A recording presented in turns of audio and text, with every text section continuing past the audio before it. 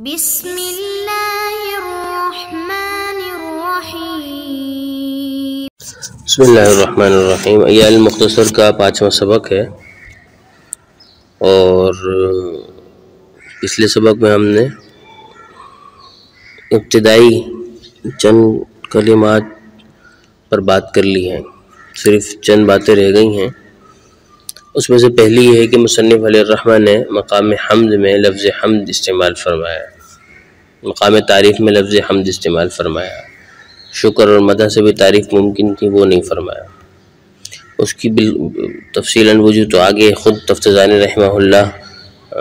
کی شرح میں آ رہی ہے۔ یہاں پر اتنی سی بات ہے کہ شکر جو ہے وہ اس سے حسن چیز نہیں ہوتی، برخلاف حمد کے، کہ حمد جب آپ کرتے ہیں تو وہ حسی طور پہ ظاہر ہو جاتی ہے، تو شکر میں یہ پہلو نہیں ہوتا کہ وہ حسی طور پہ سمجھ میں آ رہا ہو تعریف، لیکن حمد میں حسی طور پہ تعریف سمجھ میں آ رہی ہوتی، اس لیے یہاں پر مقام تعریف میں حمد کو لے کر آئے۔ اور پھر دوسری بات یہ ہے کہ یہاں پر مصنف علیہ الرحمہ نے حمد اس لیے بھی کی ہے کہ قرآن مجید کی اتباع ہو، مقام تعریف میں حمد ہی ہے، اس لیے یہاں پہ حمد لے کر آئے۔ دوسری بات یہ ہے کہ رسول اکرم صلی اللہ علیہ وسلم کی حدیث کی ابتدا ہو جائے کہ کل امر ذی بال لم یبدأ فیہ بالحمد للہ، تو اس لیے حمد لے کر آئے ہیں۔ اور تیسری وجہ یہ ہے کہ حمد چونکہ صرف زبان سے ہوتی ہے، لہٰذا وہ محمود کی تعظیم پر حسن بھی دلالت کرتی ہے، ظاہراً بھی دلالت کرتی ہے۔ شکر میں یہ چیز نہیں ہے، شکر صرف زبان سے ہی ہوتا ہے، ہاتھ اور دل سے، زبان ہی سے نہیں بلکہ ہاتھ اور دل سے بھی ہو سکتا ہے۔ تو حمد کے مقابلے میں شکر جو ہے وہ حسن اور ظاہراً وہ عموم نہیں رکھتا جو حمد رکھتی ہے، اس لیے جو ہے وہ مقام تعریف میں لفظ حمد لے کر آئے ہیں۔ پھر ایک بات یہ ہے، دوسرا فائدہ یہاں پر یہ ہے کہ شارح نے مقام مدح میں عام طرز سے ہٹ کر ایک طرز اپنایا ہے۔ عام طرز تو یہی ہے ہمارا کہ جس میں ہم جملہ اسمیہ استعمال کرتے ہیں، لیکن مصنف علیہ الرحمہ نے جملہ فعلیہ مضارعیہ کو استعمال فرمایا ہے اور جملہ اسمیہ چھوڑ دیا، اور فعلیہ میں بھی جملہ فعلیہ ماضیہ کے علاوہ مضارعیہ استعمال فرمایا ہے۔ حالانکہ ان دونوں سے بھی مطلب حاصل ہو سکتا تھا، تو اس کی کیا وجہ ہے؟ تو پہلی وجہ یہ ہے کہ چونکہ مقصود یہاں پر اس نعمت کا شکر ادا کرنا ہے جو وقتاً فوقتاً علی سبیل التجدد والدوام حاصل ہوتی ہے، یعنی نعمت شرح الصدور لتلخیص المذکور، جو روح میں نور ڈالنا ہوتا ہے اور تلخیص بیان کی نعمت دینی ہوتی ہے، وہ وقتاً فوقتاً انسان پہ ہوتی رہتی ہے۔ تو اس حساب سے، اس مناسبت سے مصنف علیہ الرحمہ جملہ اسمیہ نہیں لے کر آئے بلکہ جملہ فعلیہ لے کر آئے مضارعیہ، کیونکہ وہی اس پر دلالت کرتا ہے۔ کیونکہ جملہ فعلیہ مضارعیہ اپنے مضمون کے تجدد پہ بھی دلالت کرتا ہے اور دائمی طور پہ دلالت کرتا ہے، بخلاف جملہ فعلیہ ماضیہ کے وہ کہ صرف حدوث مضمون پہ دلالت کرتا ہے، یعنی وہ صرف یہ بتاتا ہے کہ کم ہوا ہے بس، لیکن اس کے تجدد اور دوام کی بات نہیں کرتا۔ اسی طرح جملہ اسمیہ جو ہوتا ہے وہ صرف استمرار کی بات کرتا ہے اور اس کے حدوث یا اس کے بار بار اس کے حدوث کو نہیں بتاتا۔ تو اس لیے مصنف علیہ الرحمہ نے جملہ اسمیہ سے بھی عدول فرمایا، جملہ فعلیہ ماضیہ سے بھی عدول فرمایا، اور جملہ فعلیہ مضارعیہ استعمال کیا کہ نعمت جس طرح ہو رہی ہے تو اسی نعمت کی مناسبت سے شکر بھی ادا ہو جائے، حمد بھی ہو جائے، جو وقتاً فوقتاً علی سبیل التجدد والدوام ہو، اور وہ فعل مضارعیہ سے حاصل ہو رہی چیز۔ دوسری بات یہ کہ جملہ فعلیہ مضارعیہ استمرار اور تجدد پر دونوں پر ایک ساتھ دلالت کرتا ہے، بخلاف جملہ اسمیہ اور ماضیہ کی کہ وہ صرف ایک پر الگ الگ دلالت کرتے ہیں۔ تو اس لیے بھی مصنف علیہ الرحمہ نے جملہ فعلیہ مضارعیہ استعمال کیا ہے۔ اور بات یہ اس میں جملہ فعلیہ مضارعیہ میں مصنف علیہ الرحمہ نے متکلم کا صیغہ استعمال فرمایا ہے اور نحمدو کا کہا ہے، نحمدو کہا اس لیے کہ قرآن مجید فرقان حمید میں ہے، اس لیے جو ہے وہ مصنف علیہ الرحمہ نے یہ کیا ہے۔ تو قرآن مجید کی اتباع ہو جائے، اور اس لیے جمع متکلم کا صیغہ استعمال فرمایا، ایک بات۔ دوسری بات یہ ہے کہ یہ مقام خضوع ہے، مقام انانیت نہیں ہے، اللہ کی تعریف کی جا رہی ہے، تو اس لیے بھی اس حساب سے انہوں نے نحمدہ کا استعمال کیا، اور اس میں جو ہے وہ اس مقام میں جلالت شان کی طرف بھی اشارہ کرنا مقصود ہے کہ اللہ تبارک و تعالیٰ کی تعریف ایک بندہ کیا کرے گا، تو اس لیے بھی مصنف علیہ الرحمٰن نے شفقتاً دوسروں کو اپنے ساتھ شریک فرمایا۔ اور تیسری بات یہ بھی ہے کہ شارح نفس الامر میں چونکہ بہت بڑے فاضل ہیں، تو باری تعالیٰ کی اس نعمت پر تحدیث نعمت کے طور پہ بھی مصنف علیہ الرحمٰن نے نحمدہ کا استعمال فرمایا ہے۔ اور جو اصل وجہ ہے وہ یہی ہے کہ قرآن مجید فرقان حمید میں لفظ نعبدو جو اس طرح استعمال فرمایا ہے وہاں پر، اور نحمدو یہاں پر، اس کی وجہ یہ ہے کہ ہم جیسوں کی جو حمد ہوتی ہے یا ہم جیسوں کی جو عبادت ہوتی ہے وہ دیگر مومنین متقین کے ساتھ مل کے بارگاہ الہی میں زیادہ قبول ہو جائے، اس لیے جو ہے وہ ہم جمع متکلم کا صیغہ استعمال کرتے ہیں۔ راضی علیہ الرحمٰن نے تفسیر کبیر میں یہ وجہ لکھی ہے کہ چونکہ انبیاء و صالحین بھی جو ہے وہ عبادت کر رہے ہوتے ہیں اور اولیاء اور فرشتے بھی عبادت کر رہے ہوتے ہیں، تو جب ہم کرتے ہیں نعبدو یا نحمدو کہتے ہیں تو وہ بھی کر رہے ہوتے ہیں، ہم بھی کر رہے ہوتے ہیں، تو ہم اپنی حمد اور اپنی عبادت کو ان متقین کے ساتھ ملا کر، ان انبیاء اور صالحین کی جماعت کے ساتھ ملا کر پیش کرتے ہیں، تو یہ قبولیت کے لیے یقینی سی بات ہو جاتی ہے۔ اس لیے کہ شریعت کا مسئلہ یہ ہے کہ اگر آپ ایک جگہ گئے ہیں اور آپ نے ایک چیز لی ہے، مثال کے طور پہ آپ گئے اور آپ نے 1000 روپے کی آم کی پیٹی لی ہے، تو اب شریعت کا مسئلہ یہ ہے کہ آپ اس پیٹی کو گھر لے کر آئے اور آپ نے دیکھا کہ اس میں خراب کچھ نکلے کچھ صحیح نکلے، تو اب شریعت کا مسئلہ یہ ہے کہ آپ جو ہے وہ پوری پیٹی واپس کر دیں، 1000 روپے لے لیں، یا پھر آپ اچھوں کے ساتھ برے بھی رکھ لیں۔ یہ نہیں ہو سکتا کہ آپ جو اچھے ہیں وہ خود رکھ لیں اور برے واپس کر دیں اور پیسے لے لیں اس سے، یہ ممکن نہیں ہے۔ اسی طرح امام راضی نے لکھا ہے کہ جب نعبدو کرتے ہیں نحمدو ہم کہتے ہیں، اسی طرح تو وہاں پر بھی یہی معاملہ ہے کہ جب شریعت میں یہ مسئلہ ہے تو بارگاہ الہی میں تو بدرجہ اتم یہ معاملہ ہوگا کہ جب وہ اولیاء کی، صلحاء امت کی اور متقین کی اور انبیاء اور فرشتوں کی عبادت اور حمد قبول فرمائے گا تو ہم جیسوں کی بھی قبول فرما لے گا۔ ایسا نہیں ہو سکتا کہ وہ اچھوں کی قبول فرما لے اور بروں کی رد فرما دے، یہ اس کی شان سے بعید ہے۔ تو اسی لیے بھی جو ہے وہ ہم نحمدو اور نعبدو استعمال کرتے ہیں۔ تو بات دراصل یہی ہے کہ اپنی عبادت کو اور اپنی چیز کو مقام تواضع میں رکھ کر انانیت کے بجائے خشوع و خضوع کے ساتھ پیش کیا جائے اور انبیاء اور صلحاء کے ساتھ پیش کیا جائے تاکہ اللہ تبارک و تعالیٰ قبول فرمائے۔ پھر ایک بات یہ ہے کہ یہاں پر مصنف علیہ الرحمٰن نے اس میں ظاہر اور عالم جلالت سے عدول کیا ہے اور کافی خطاب فرمایا ہے، یعنی نحمد اللہ کے بجائے نحمدک کہا ہے۔ تو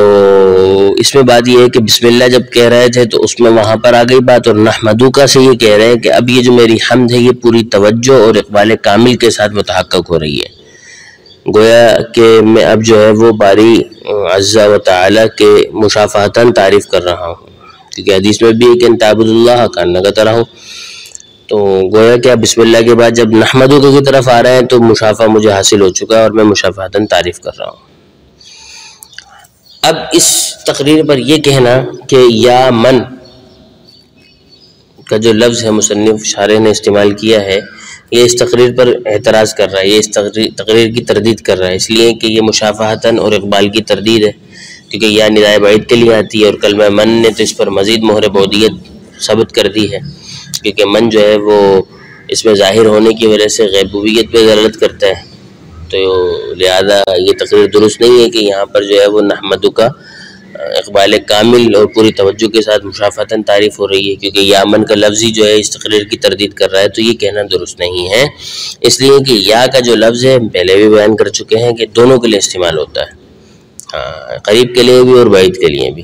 تو یہاں قریب کے لیے ہے۔ اور رہی بات من کی، تو من کا مطلب ہے بعدیت، یعنی نیز خالق اور مخلوق میں بعدیت رتبی ہے جو اقبال اور توجہ کے لیے قطعاً منافی نہیں ہے۔ یہ بعد رتبی تو ہے، لیکن اقبال کامل اور پوری توجہ اور مشافہتاً تعریف کے ذریعے کے مضافی نہیں ہے قطعاً، کہ کوئی کہے کہ جی بود رتبی ہے تو مشافہتاً تعریف نہیں ہو سکتی، کیونکہ حدیث کے مفہوم کی پھر یہ خلاف بات ہو جائے گی جس میں فرمایا گیا ہے کہ تعبد اللہ کأنک تراہ، کیونکہ وہاں بھی بودیت ہے لیکن اس کے باوجود مشافہتاً یہ امکان موجود ہے۔ اسی لیے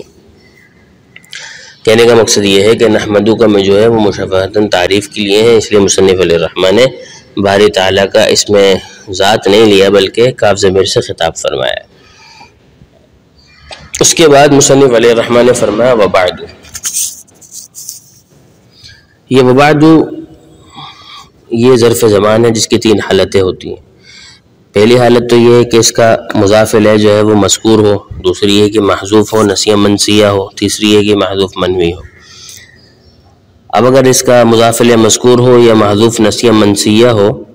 تو پھر یہ معرب ہوتا ہے، اور تیسری حالت میں مبنی پر ضم ہوتا ہے، اور یہاں پر چونکہ مضاف الیہ محذوف منوی ہے یعنی بعد الحمد والصلاۃ، تو یہاں پر یہ مبنی پر ضم ہے۔ اس میں اختلاف علماء کا کہ سب سے پہلے اس لفظ کو کس نے استعمال کیا ہے، مختلف اقوال ہیں، بعض نے کہا حضرت داؤد نے کیا ہے، بعض نے کہا حضرت یعقوب نے کیا ہے، بعض نے کہا ثعبان بن وائل نے کیا ہے، بعض نے کہا یعرب بن قحطان نے کیا ہے، اور بعض نے کہا کعب بن لؤی نے سب سے پہلے اس کو استعمال کیا ہے۔ وبعد کے بعد دوسری بات یہ کہ فیقول العبد الفقیر یہ کلام خبریہ ہے اور ما قبل انشائیہ ہے، تو اس صورت میں انشاء پر خبر کا عطف آئے گا جو کہ مضموم ہے، تو اس کا جواب یہ ہے کہ خبر کا جو عطف انشاء پر ہے وہ مطلقاً ناجائز نہیں ہے، بلکہ بعض صورتوں میں ناجائز ہے، یہاں پر جائز ہے، بالخصوص جب انشاء محل مفرد میں ہو تو اس وقت خبر کا عطف جائز ہوتا ہے۔ تو ما قبل جو انشاء ہے وہ محل مفرد میں ہے، گویا کہ وہ ایک ہی ہے، اللہ تبارک و تعالیٰ کی حمد و ثنا ہے، پھر اس کے نبی اور اس کے آل و اصحاب پر درود ہے، تو وہ مقام انشاء گویا کہ مفرد کے مقام میں ہے، اور اس پر انشاء کا عطف ہے، یہ جائز ہے۔ اور دوسری بات یہ ہے کہ معطوف بھی انشاء ہی ہے، یعنی فیقول العبد الفقیر سے لے کے یہ بھی انشائیہ کلام ہے، کیونکہ اس سے مراد انشاء مدح علم و کتاب مختصر ہے، کہ علم کی تعریف کرنی ہے اور کتاب مختصر کی تعریف کرنی ہے، تو یہ بھی گویا کہ انشاء ہے، تو انشاء کا انشاء پر عطف ہے، کوئی مسئلہ نہیں ہے۔ دوسری بات یہ ہے کہ یہاں پر فا لانا درست نہیں ہے، اس لیے کہ یہاں اماں کا ذکر نہیں ہے، اور تو یہاں پر فا لانا درست نہیں ہے، تو اس کا جواب یہ ہے کہ یہاں پر اماں مقدر ہے، لہٰذا فا کا داخل کرنا صحیح ہے، لیکن یہ جواب مخدوش ہے۔ اس کی وجہ یہ ہے کہ مقدر سے بمنزلہ مذکور ہوتی ہے، تو گویا اماں یہاں مذکور ہوا، حالانکہ جو فصحاء عرب ہیں وہ ایسے مقام اور مواقع میں اما بعد استعمال نہیں کرتے۔ نیز شیخ رضی نے بیان کیا ہے کہ اماں کو وہاں مقدر مانا جاتا ہے جہاں فا کے بعد امر یا نہیں واقع ہو رہی ہے اور ما قبل اس کے اسم منصوب موجود ہو، جیسے ربک فکبر، لہٰذا یہاں پر ایسی کوئی صورت نہیں ہے، تو یہاں پر جو ہے وہ اماں کو مذکور مقدر ماننا گویا کہ یہ مخدوش ہے۔ رہی بات کہ فا کیوں لایا گیا ہے، تو یہاں پر جو بعدو ہے وہ ظرف ہے جو جاری مجرائے شرط کے ہے، جس کی وجہ سے فا لائی گئی ہے، یا تو فا زائدہ ہے محض اس پر تنبیہ کرنے کے لیے لائی گئی ہے کہ یہ ما بعد کی طرف مضاف نہیں ہے، بس فا اس لیے لائی گئی ہے کہ کوئی سمجھے بعدو مضاف ہو رہا ہے، تو مضاف نہ ہونے کو تنبیہ کرنے کے لیے یہ بعدو لائی گئی ہے، اور بتانے کے لیے کہ یہ بعدو ظرف ہے جاری مجرائے شرط کے ہے۔ اور یہ کہنا کہ یہاں اماں جو ہے وہ بطریق توہم موجود ہے، تو یعنی عقل نے بوجہ غلبہ اور بوجہ وہم اس کو خیال کیا کہ یہاں اماں ہے تبھی فا لے کر آئے، تو یہ ایسی چیز ہے جو بغیر دلیل کے ہے، بوجہ توہم نہیں ہے، بس بات دراصل یہی ہے کہ یہ ظرف ہے جاری مجرائے شرط کے ہے، جس کی وجہ سے فا لائی گئی ہے یہاں پہ، یا پھر یہ کہہ دیا جائے کہ یہ فا جو ہے وہ فیقول میں فا زائدہ ہے، محض تنبیہ کرنے کے لیے لائی گئی ہے کہ یہ جو بعدو ہے ما بعد کی طرف مضاف نہیں ہے۔ کہتے ہیں فیقول العبد الفقیر الی اللہ الغنی، عبد فقیر کہتا ہے اللہ الغنی کی طرف، یہ ترکیب ایسی ہے جیسے فلیضحکوا قلیلا ولیبکوا کثیرا، کہ ضحک کے مقابلے میں بکا ہے اور کثیر کے مقابلے میں قلیل ہے۔ اسی طرح العبد کے مقابلے میں معبود ہے برابر میں، اور الفقیر کے برابر میں الغنی لایا گیا، تو فرماتے ہیں کہ وبعد یعنی بعد حمد و صلات کے وہ بندہ جو اللہ صمد اور اللہ الغنی کا محتاج ہے، فقیر بمعنی مفتقر ہے، یہاں پر محتاج ہے، وہ کہتا ہے مسعود بن عمر المدعو بسعد تفتزانی۔ مسعود بن عمر یہ شاعر کا نام ہے، المدعو بسعد تفتزانی، جن کو سعد سے پکارا جاتا ہے۔ نام تو مسعود بن عمر ہے لیکن مشہور سعد الدین تفتزانی سے ہوا ہے۔ المدعو یا مسمى کے معنی میں ہے، تو المدعو جب مسمى کے معنی میں ہے تو کوئی اعتراض کرنے والا یہ اعتراض کرے کہ المسمى باب تفعیل سے، یعنی المدعو المسمى کے معنی میں ہوا تو اب المسمى کے احکام المدعو پہ جاری ہوں گے، تو المسمى باب تفعیل سے ہے، یہ بلا واسطہ دو مفعولوں کی طرف متعدی ہوتا ہے، تو یہاں پر بھی دو مفعول کی طرف دوسرے مفعول کی طرف بلا واسطہ متعدی ہونا چاہیے تھا،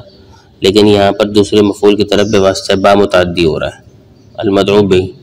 تو المسمى کے معنی میں ہے تو بسعد تفتزانی پہ با نہیں لانا چاہیے، بغیر واسطے کے متعدی کرنا چاہیے تھا۔ تو یہ اعتراض فضول ہے، اس لیے کہ قرآن مجید فرقان حمید میں قرآن مجید فرقان حمید میں بھی یہ اسی طرح استعمال ہوا ہے بغیر واسطے کا، جیسے ایما تدعو فلہ الاسماء الحسنى، تو ایو اسم تسمونہ ہے، تو یہاں پر بھی دیکھیں بغیر واسطے کے متعدی ہو رہا ہے۔ اسی طرح اگر برائے تقویت معنی کسی لفظ کو لانا مقصود ہی تھا تو فا لے کر آتے، لام کا لانا متعارف ہے نہ کہ با کا، تو یہاں پر تو با لے کر آئے لام کے بجائے، تو یہ اعتراض فضول ہے، اس لیے کہ یہ جو المسمى ہے بواسطہ اور بلا واسطہ دونوں طریقوں سے مستعمل ہوتا ہے، چنانچہ کہا جاتا ہے کہ سمیتہ زیدن اور سمیتہ بزید، یہ مشہور و معروف مثال ہے، تو یہ کہنا کہ یہ بلا واسطہ ہی متعدی ہوتا ہے یہ غلط بات ہے، دونوں کے ذریعے متعدی ہوتا ہے۔ اور آیت مذکورہ کے جو معنی ہیں وہ صاحب کشاف نے بھی کیوں کیے ہیں کہ فلہ الاسماء الحسنى ای فدعوہ بہا فسموہ بہا کے معنی میں ہے، تو وہ فسموہ بہا میں جو ہے وہ با لے کر آئے ہیں، جس سے ہمارا مدعا اور بھی مضبوط ہو جاتا ہے۔ بسعد تفتزانی سعد الدین آپ کا لقب ہے، تو یا تو بطور اختصار آپ نے لفظ دین استعمال نہیں فرمایا، اور اس وجہ سے کہ بظاہر یہ معلوم ہوتا ہے کہ دین کی سعادت ان کی وجہ سے، لہذا انکسارا بسعد تفتزانی کر دیا۔ اور تفتزان خراسان کے علاقے میں ایک قصبہ ہے جس کی طرف آپ منسوب ہوتے ہیں، اور بڑے عالم دین تھے، نحو صرف معنی بیان منطق وغیرہ کے علوم میں متداولہ میں مسلمہ امام تھے۔ گو کہ لوگوں نے شافعی المذہب اور حنفی المذہب کتابیں دیکھ کر ان کو دونوں ہی لکھ دیا ہے، لیکن آپ کی نہایت منصفانہ اور محققانہ طبیعت تھی اور بکثرت تصنیف ہے آپ کی، جس طرح ہم نے پچھلے اپنے سبق میں اس بات کو بیان کر دیا۔ فرماتے ہداہ اللہ سواء الطریق وذاقہ حلاوت التحقیق۔ ہداہ یعنی ہدایت، بطریق ترحم تلطف کسی کو راہ دکھانا، دونوں معنوں پر بولا جاتا ہے، ایک کا مطلب ہے اراد الطریق، دوسرے کا مطلب ہے ایصال الی المطلوب۔ اراد الطریق اور ایصال الی المطلوب، راہ دکھانا کے معنی میں ہے ایک راہ دکھا دیں، آپ راستہ دکھا دیں، دوسرا مطلوب تک پہنچا دیں۔ پہلا مسلک جمہور کا ہے اور دوسرا معتزلہ کا خیال ہے۔ سواء الطریق، یہ سوا جو ہے وہ استوا کے معنی میں مبنی للمفعول ہے، اور یہاں پر موصوف کی صفت کی اضافت موصوف کی طرف ہے، یعنی الطریق المستوی۔ اور چونکہ مشہور یہی ہے کہ جب ہدایت بغیر واسطہ حرف جر کے دوسرے مفعول کی طرف متعدی ہو تو وہاں پر جو ہے وہ معنی ایصال المطلوب ہوتا ہے، تو اس لیے مصنف علیہ الرحمٰن نے بغیر حرف جر کے واسطے کے ذریعے ہداہ اللہ سواء الطریق کی ترکیب استعمال فرمائی ہے۔ اذاقہ یذوق معنی چکھانا ہوتا ہے، حلاوہ معنی مٹھاس کو کہتے ہیں، شیرینی کو تحقیق کہتے ہیں، مسئلے کو دلیل سے واضح کرنے کو۔ تو فرماتے ہیں کہ بعد حمد و صلات کے فیقول رب الفقیر الی اللہ الغنی، کہ اللہ تبارک و تعالی کی طرف جو محتاج بندہ ہے مسعود بن عمر، جس کو سعد بن تفتزانی کہا جاتا ہے، اس کو وہ کہتا ہے ہداہ اللہ سواء الطریق، اللہ اس کو سیدھے راستے کی ہدایت عطا فرمائے، وَأَذَاقَهُ عَلَاوَةَ التَّحْقِیق، اور اس کو تحقیق کی مٹھاس چکھائے۔ تو اب اذاقہ علاوت التحقیق، تحقیق کا مزہ چکھائے، یہ آسانی سے سمجھ میں نہیں آئے گی بات، یہ انہی کو سمجھ میں آتی ہے جو محققین ہوتے ہیں، جو ایک مسئلے میں کئی روز کئی مہینوں سے پریشان ہوتے ہیں اور ان کو دوران نماز یا دوران عبادت دوران کلام کوئی بات سمجھ میں آ جاتی ہے تو وہ اس پر بات کرتے ہیں، پھر دلیل لے کر آتے ہیں، پھر وہ بڑے خوش ہوتے ہیں۔ تو یہ تحقیق جو ہے وہ دلیل، کسی مسئلے کو دلیل سے ثابت کرنے کو بولتے ہیں، تو یہ انہی کو مزہ معلوم ہے جو محققین ہیں۔ جو محققین نہیں ہیں ان تحقیق کا مزہ ان کو معلوم نہیں ہو سکتا۔ یہ اسی طرح جس طرح جو ہے وہ مجھے گھر ملا اور مجھے ایک کتاب مطلوبہ ملی، دونوں کے ملنے کا وقت ایک ہی تھا، لیکن کتاب کے ملنے کی جو مجھے مزہ تھا اور جو اس کی شیرینی تھی وہ گھر کے ملنے سے زیادہ تھی، اپنا گھر ملنے سے۔ کرائے کے گھر سے میں اپنے گھر میں شفٹ ہوا تھا، تو حلاوت التحقیق اسی لیے انہوں نے کہا ہے کہ ادا کہو حلاوت التحقیق، کہ اللہ تبارک و تعالی ان کو تحقیق کا مزہ چکھائے۔ تو یہاں تک ہو گئی ہے بات، تو اگلے اسباق میں ہم انشاءاللہ آگے گفتگو کریں گے۔ وما توفیق الا باللہ۔